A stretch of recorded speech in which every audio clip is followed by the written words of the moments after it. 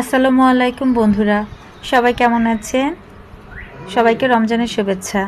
আজকে একটা বড় ভিডিও নিয়ে আসছি। আজকে আমার ভিডিওটা দেখেই বুঝতে পারছেন আমার পরিবারের সবাই মিলে একটা ইফতারি আয়োজন করেছি।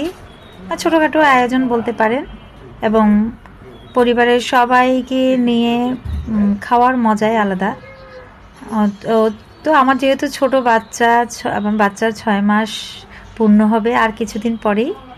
তো সেই ক্ষেত্রে ছোট বাচ্চা নিয়ে আসলে আয়োজনগুলো করা অনেক কষ্টের, এটা আপনারা সবাই জানেন।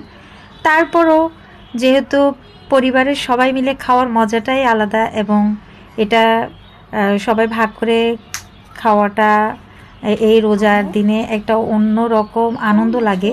তো সেই ক্ষেত্রে ছোটোখাটো একটা আয়োজন করে নিলাম। বেশি কিছু করতে পারিনি, সচরাচর সবাই যা খায় তাই আমি করেছি, এবং একটু আমি খিচুড়ি করে নিয়েছি। এবং সবাই খিচুড়িটা খেয়ে বলেছিল যে খিচুড়িটা অনেক স্বাদ হয়েছে।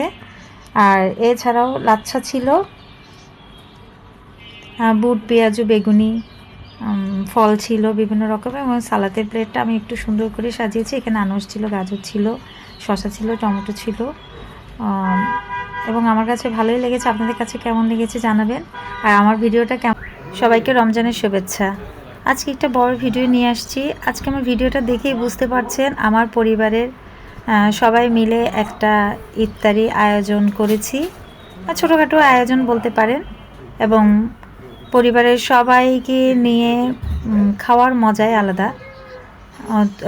তো আমার যেহেতু ছোট বাচ্চা, আমার বাচ্চার 6 মাস পূর্ণ হবে আর কিছুদিন পরেই।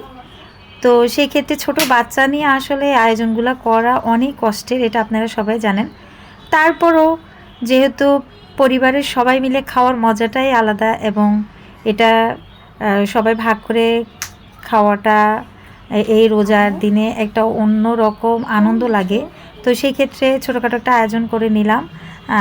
বেশি কিছু করতে পারিনি, সচরাচর সবাই যা খায় তাই আমি করেছি, এবং একটু আমি খিচুড়ি করে নিয়েছি।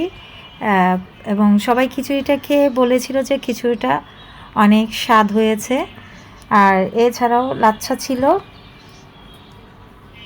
বুট পেঁয়াজু বেগুনি, ফল ছিল বিভিন্ন রকমের, এবং সালাতের প্লেটটা আমি একটু সুন্দর করে সাজিয়েছি। এখানে আনারস ছিল, গাজর ছিল, শসা ছিল, টমেটো ছিল, এবং আমার কাছে ভালোই লেগেছে। আপনাদের কাছে কেমন লেগেছে জানাবেন।